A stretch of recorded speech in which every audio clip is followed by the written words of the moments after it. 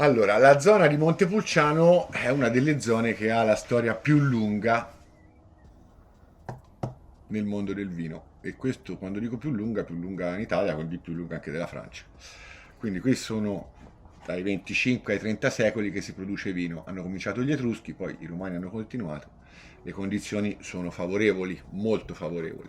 Questa è la Val di Chiana, in mezzo alla Val di Chiana scorre la 1, quindi qui c'hai sud Roma e qui c'hai Firenze, il nord, est, ovest. Il sole sorge la mattina, asciuga le viti, il sole, quello più bruciante del pomeriggio, va giù abbastanza presto. Suoli collinari normalmente ben drenanti e una temperatura che consente. Oggi si coltiva in tantissimi posti, ma fino a qualche secolo fa o c'avevi queste condizioni o non c'era modo.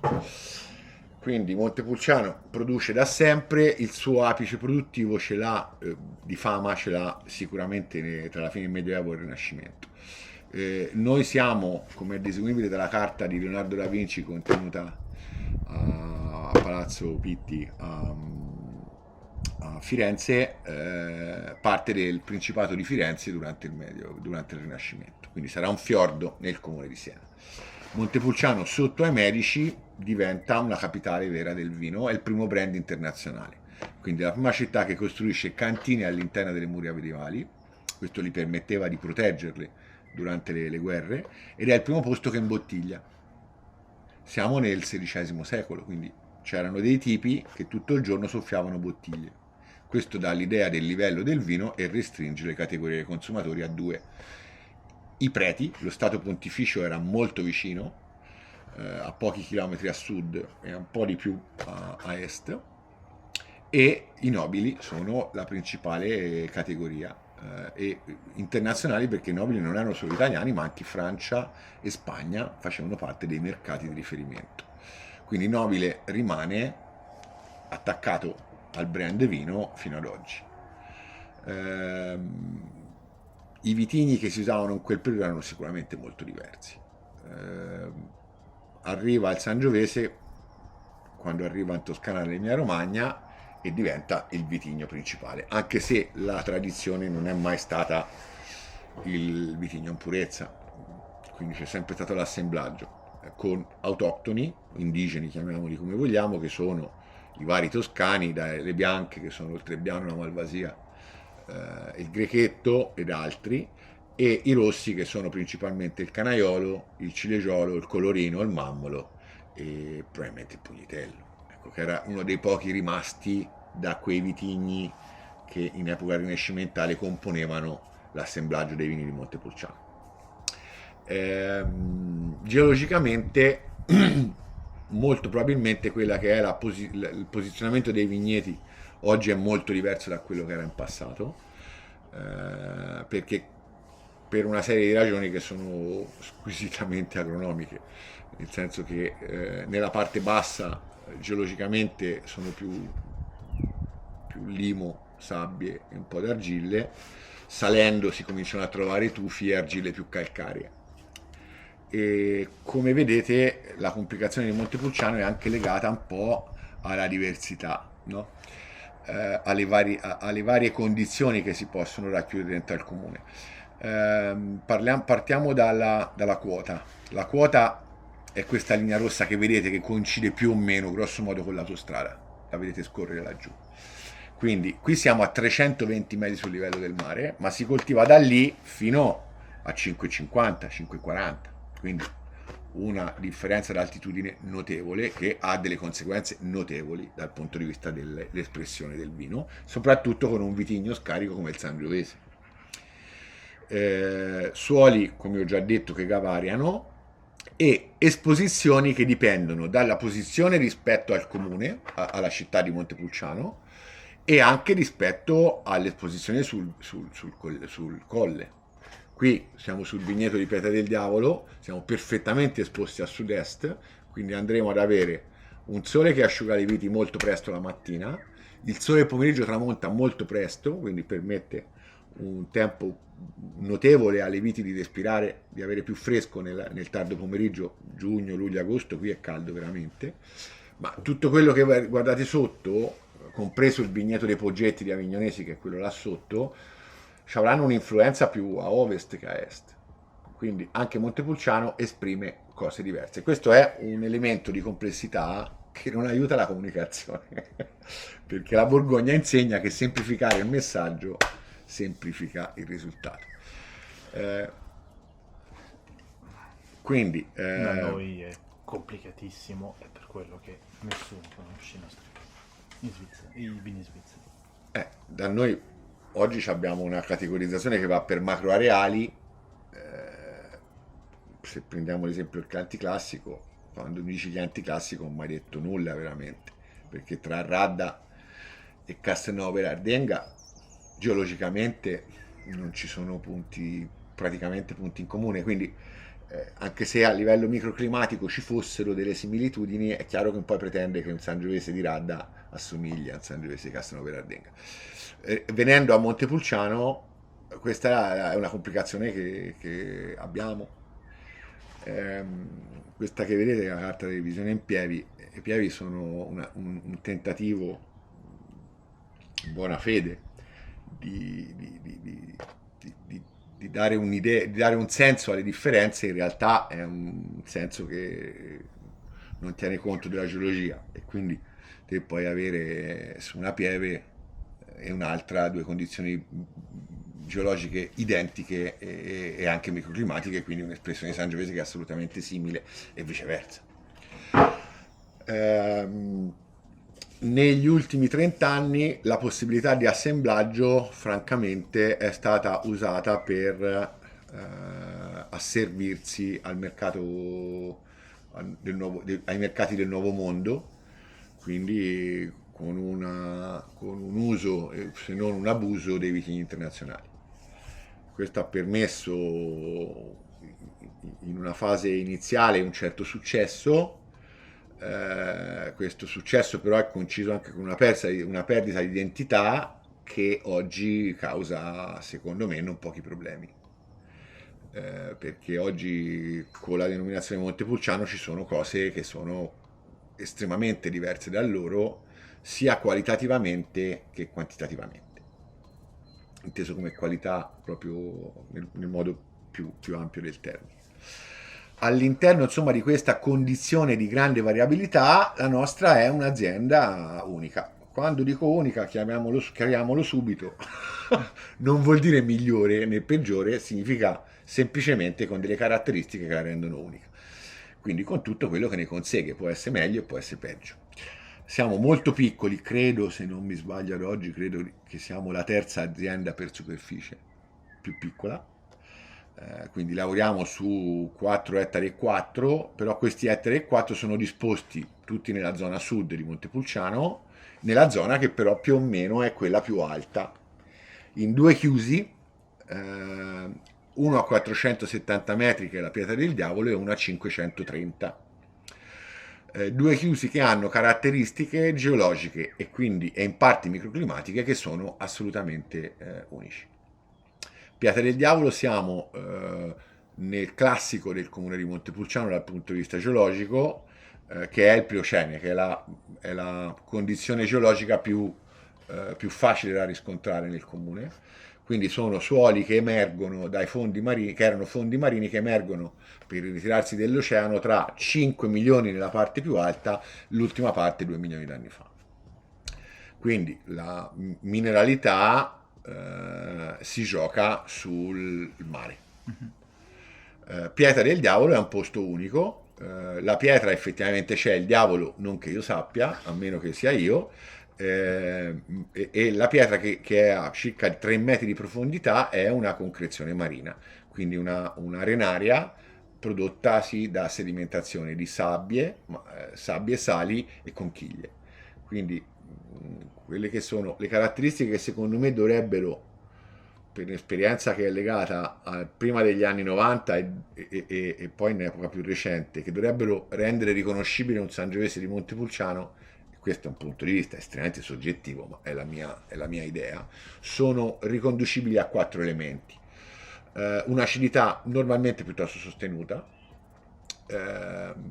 dei tannini piuttosto asciuganti in gioventù che però diventano molto morbidi nell'invecchiamento, una mineralità, come ho detto prima, che si basa sul mare, e un'espressione di frutto che gioca, che vede la prugna come l'elemento di contraddistinzione, e poi un po' una viola mammola, che più o meno rilevante, ma secondo me più legata agli assemblaggi con i mammoli che non all'espressione del Sangiovese sua. Quindi le caratteristiche di mineralità di questo vigneto sono uniche.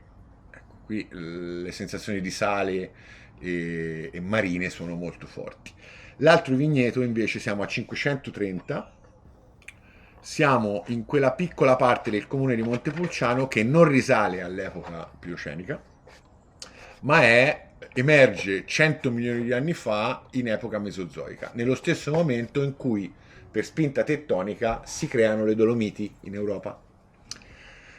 Quindi siamo esposti a nord, quindi esposizione che fino a qualche anno fa nessuno voleva, in una quota molto alta e con una geologia che ha spaventato sempre un po' tutti.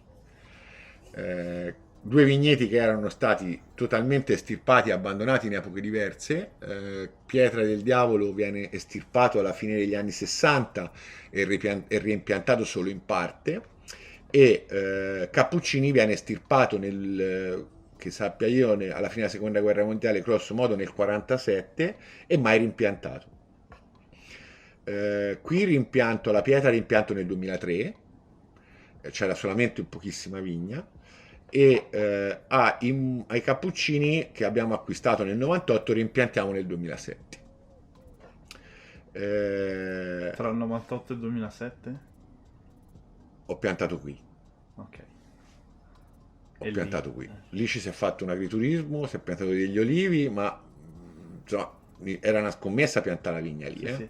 Non era proprio... Dunque è stata comprata non subito in ottica vigna, ma è stata... Allora, io l'occhio ce l'ho messo subito, ma il vero motivo per cui è stata comprata era farci un agriturismo, c'era un bel podere, e piantarci degli olivi.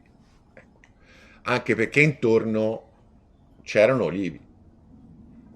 Non siamo americani o forestieri che devono fare fenomeni per forza, si cercava di fare una cosa facile. Poi secondo me c'erano le condizioni. E poi a un certo punto l'abbiamo fatto il passaggio, ecco. Però tutte e due estirpati perché? Perché quando te sai, il concetto della qualità cambia col consumatore, e quindi nella storia con la parola qualità descrivi cose molto diverse tra loro. Per 30 anni il guru è stato il mercato americano, rappresentato da un certo tipo, da un personaggio che si chiama Robert Parker, che non amava l'acidità, voleva colori intensi, il grado alcolico piuttosto elevato, sensazioni di legno importanti e magari un po' di residuo zuccherino. Tutta sta roba non ha bisogno di mineralità, è un sistema produttivo basato su un metodo di cantina.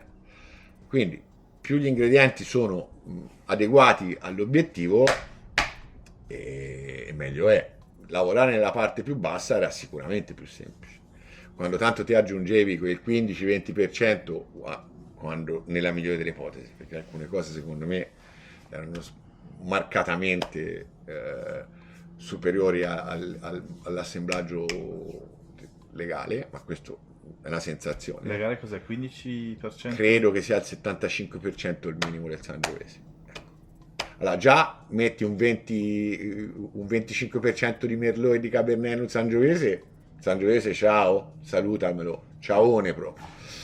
Ma secondo me in alcuni casi era largamente di più. Ecco, c'erano tracce di Sangiovese.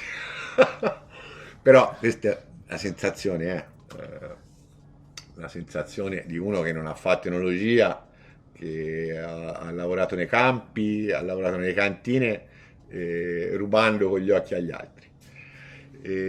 Quindi non lo so. È chiaro che poi dopo cambiano i consumatori, e cambia il clima, perché insomma un po' di cambiamento climatico ha cambiato un po' le carte in tavola, e quelle zone che erano assolutamente non ambite oggi diventano molto interessanti. Il punto di vista credo che abbia aiutato tutta una serie di passaggi perché insomma io vengo da una famiglia che non è vinicola perché mio babbo era un medico e mia mamma era ballerina, e- però di grande contaminazione perché una francese e un italiano, quindi babbo appassionato di cibo e di vino, un palato educato a assaggiare anche cose un po' diverse da quelle che... E il punto di vista fa sempre un po' la differenza, dove gli altri non vedevano niente, io forse ho visto l'opportunità di fare delle cose un po' diverse. E questo ha cambiato anche un po' l'approccio, credo che, insomma, noi siamo piccoli, quindi l'approccio è stato per certi versi obbligato.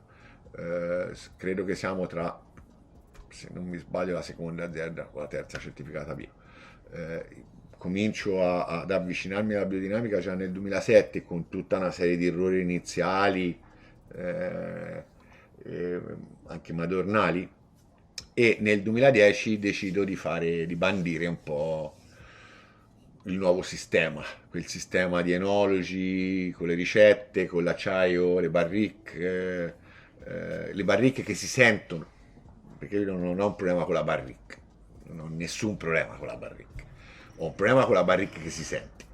E quindi butto fuori gli additivi, ritiriamo fuori il cemento, ritiriamo fuori le spontanee e si comincia a fare un lavoro un po' diverso. E piano piano si riduce sempre di più una quota di internazionali che all'inizio c'erano, che erano molto pochi, devo dire, perché c'era un po' di Syrah che avevo piantato, all'epoca ero molto affascinato dalle Syrah del Rodano, lo sono ancora, ma oggi riesco a comprendere che non è detto che ci voglia una Syrah per fare un grande vino qui. Ecco.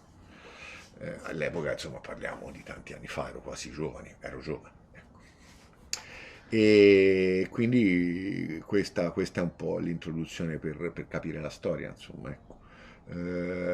Quindi un punto di vista intellettualmente sempre molto aperto, ma anche molto polemico e speculativo, nel senso faccio parte di quel movimento che riduce gli additivi, però io non amo definire i miei vini naturali, perché è una parola che per me è estremamente abusata, che indica cose molto diverse e a cui io non mi sono ispirato, non ho ridotto gli additivi per ridurre gli additivi, ho ridotto gli additivi perché secondo me a un certo punto se te lavori per fare un vino che racconta un pezzo di terra, quanto meno roba ci metti, quanto più questo messaggio arriverà chiaro, con tutti i rischi del caso. E anche perché, insomma, grandi vini del mondo fanno un vino senza additivi, cioè io ho difficoltà a credere che un Ecceso sia aggiunto di un lievito selezionato. Ecco. Sono tutti d'accordo.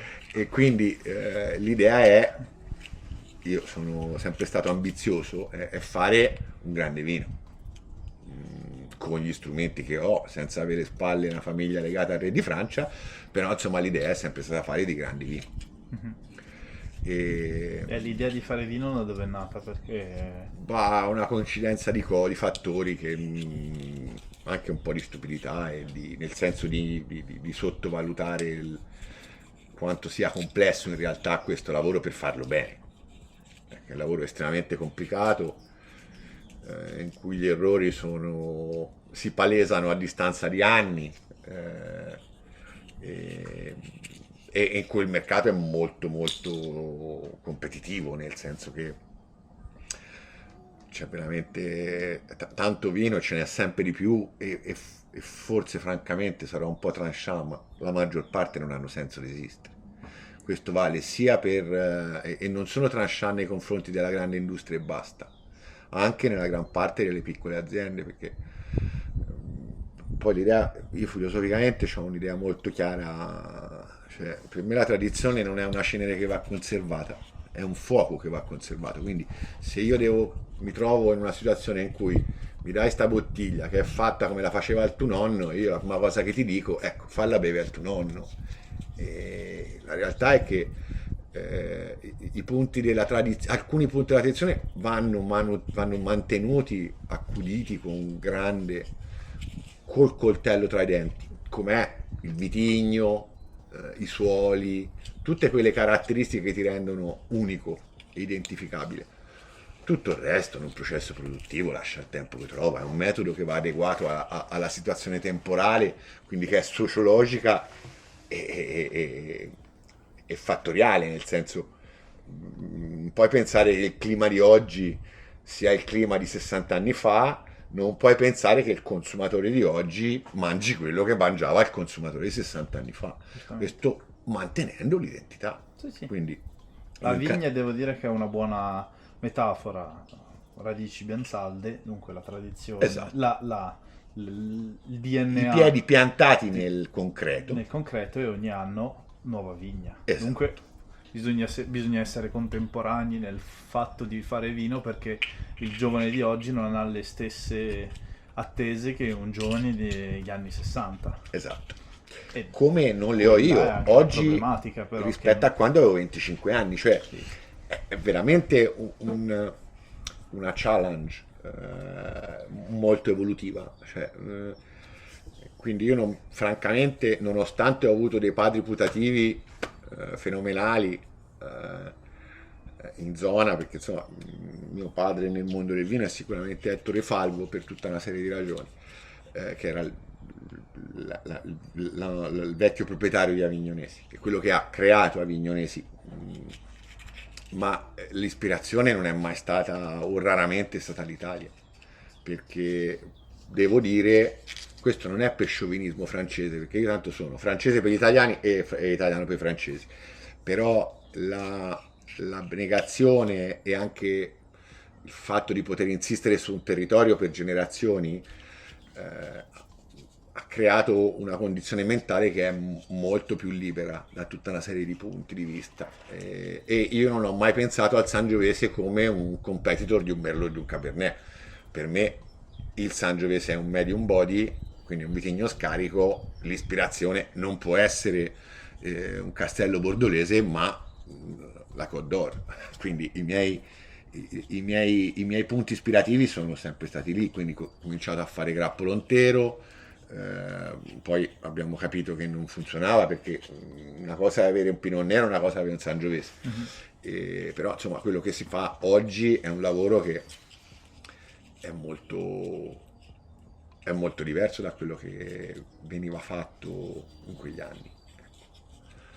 E quindi tutti acini interi, super selezioni sul tavolo come se fossimo in un castello bordolese, quindi io sono stretto e pignolo.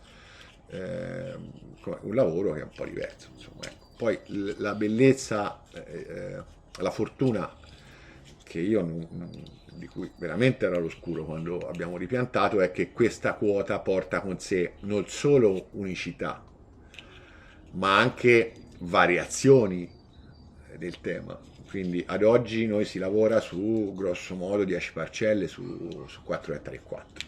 Quindi sono 10 sangiovesi in purezza con un'identità abbastanza riconoscibile.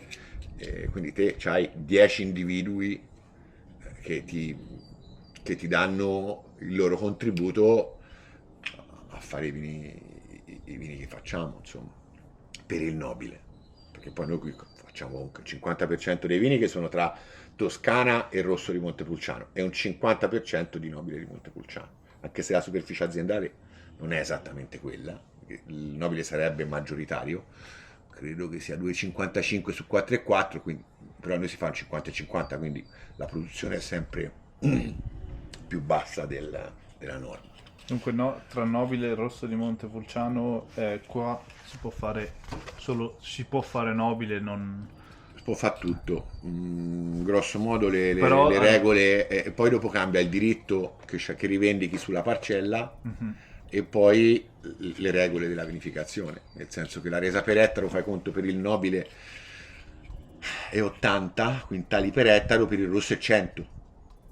Eh, per il nobile devi fare almeno 12 mesi di legno, per il rosso non c'è, non c'è nessun tipo di obbligazione. Con il nobile devi uscire a marzo di 2 anni successivi, il rosso poi uscì l'anno dopo, a marzo dell'anno dopo. Sì. Quindi sono proprio due disciplinari diversi, ecco. Ma anche lì il punto di vista mio è sempre stato un po' diverso. Per me il rosso non è un secondo vino, non lo accetto, perché è figlio di un progetto che nasce in vigna, continua in cantina e arriva alla bottiglia. Quindi è un vino che ha una destinazione diversa rispetto a un nobile, ma non è, cioè, il prezzo di acquisto, i prezzi si fanno a bocce ferme, non è che mi metto a quantificare quante ore in più ci metto a fare una selezione per il nobile o quanto mi incide la botte rispetto al coccio-pesto o al cemento. A bocce ferme te distribuisci i tuoi costi in modo che commercialmente abbia un senso. Quindi da un punto di vista dell'impegno, della concentrazione, per me non c'è differenza tra il vino che costa 20 euro e il vino che costa 70 euro, perché sono tutti vini nostri. Poi sulla Toscana sono sempre stato, sui vini dove rivendico Toscana ho sempre stato chiaro. Io della tradizione non me ne frega un cazzo, sarò brutale, ma e quindi io faccio quello che reputo giusto fare. Quindi faccio un macerato che secondo me è molto simile, di uve bianche, che è molto simile a quello che era un vino di un contadino di 50 anni fa, perché è la memoria di un bambino che lo crea quel vino. E poi un rosato che sembra un rosato della Loira e che un blinded nessuno mette in Toscana, e un rosso di Montepulciano completamente fatto in cemento, sangiovese con cilegiolo, colorino, mammolo, tanto canaiolo, in cui non c'è una traccia di legno, ed è macerazione, una parte piccolissima in macerazione carbonica, è tutto giocato sulle freschezze, quindi non c'è una traccia di legno, proprio perché se non levavo il legno restava il nobilino. Levando il legno ho liberato il rosso e gli ho dato, gli ho permesso di raggiungere il suo valore, la sua espressione, ecco. E poi ormai da qualche anno solo Sangio perché è il trasferitore di suoli per antonomasia. Non è facile, non è un caso che lo usavano in assemblaggio perché è demanding, cioè è uno che ha bisogno di accortezze, specialmente se vuoi mantenere uno standard elevato, e quindi però è quello che ti permette le differenze. Tante differenze portano a un'identità riconoscibile.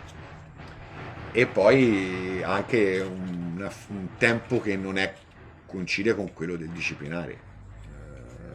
Noi si lavora su 10 parcelle raccolte in 10 momenti diversi, raccolte a mano, selezionate su doppio tavolo di cernita, triplo tavolo di cernita, alcune pigiate copiari, alcune per niente, e poi alla fine c'hai 10 clò, e dai 10 clò, le 10 parcelle, vai a creare in assemblaggio 3 vini, 2 clò, 2 espressioni dei chiusi e un assemblaggio che è il vino del domain, il vino dell'azienda, che è il vino che racconta l'annata, ecco, in qualche maniera, però solo Sangio. E 2 anni di legno, detto chiaro da uno che il legno non è che lo fa impazzire. Io se fosse per me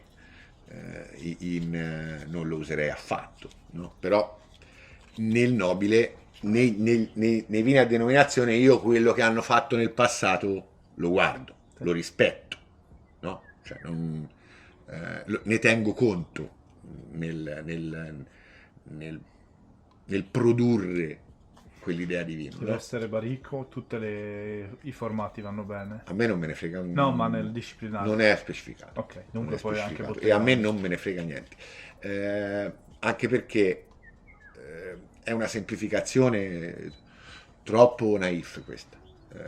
Allora, te c'hai, qui abbiamo 10 suoli, ci sono le argille blu che tirano fuori un tannino che è estremamente scoperto, quello più aria gli dai, meglio è. Quindi una barrique su una pressa ha un senso. Sì. sul fiore un tonneau da 400 litri ha più senso che una botte da 20 ettolitri. Ci sono altre parcelle, tipo l'argilla bruna ai cappuccini, è un calcare che viene dai Dolomiti, quindi ha un effetto diverso della texture del tannino. Lì non c'è bisogno di un tonneau. O ci può essere bisogno su una pressa, cioè non so. Allora, il punto è che noi siamo degli artigiani, l'artigiano lo chiami e con la sua esperienza, il suo savoir-faire, produce quello che te gli hai ordinato di produrre. Io gli strumenti li voglio tutti a disposizione. Perché non devo avere uno strumento a mia disposizione? Io credo che, spero che mi confermerai che quando assaggi vini che sono stati 2 anni in legno, te non senti delle note strettamente legate al legno. Capisci che ha avuto un passaggio in legno, ma hai giocato sulle spezie, non sulla vaniglia, il cioccolato, la liquirizia. Se c'è una fava di cacao, non è legno, è una fava di cacao, quindi non un cioccolato fondente, non so se mi spiego. Sì, sì, sì. Quindi io questa roba a me non mi appartiene, Sì, sì. cioè io sono molto aperto. Quindi abbiamo terracotta, abbiamo coccio pesto, abbiamo cemento, vetrificato e no. L'acciaio non è un contenitore che ci piace, ma, ma perché le nostre vigne hanno caratteristiche particolari e quindi non è uno strumento che noi usiamo in affinamento, ma è uno strumento che serve perché quando un vino ha fatto il suo cammino, che è pronto per andare in bottiglia, specialmente quando lavori con solforose bassissime, l'acciaio è un bel contenitore di conservazione. Sì. Quindi, non so se mi spiego. Oggi la Perfettamente. tendenza è, prima se non c'avevi le barricche non eri nessuno, oggi se c'avevi le barricche sei uno sfigato. Prima se non c'avevi l'acciaio eri uno sfigato. Oggi se non c'hai il cemento, se c'hai l'acciaio sei uno sfigato e sei bravo solo se c'hai il cemento. Siamo buoni, ragioniamo. Questo è un atteggiamento provinciale che se devi vendere il vino al supermercato va anche bene, no? Però parliamo di una nicchia di consumatori, di persone evolute che gravitano nel mondo del vino, questa è una storia che non si può accettare così, ecco. Io la trovo noiosissima, ecco. Si dà un'occhiata in cantina? Volentieri. Tanto ti ho spiegato già tutto, quindi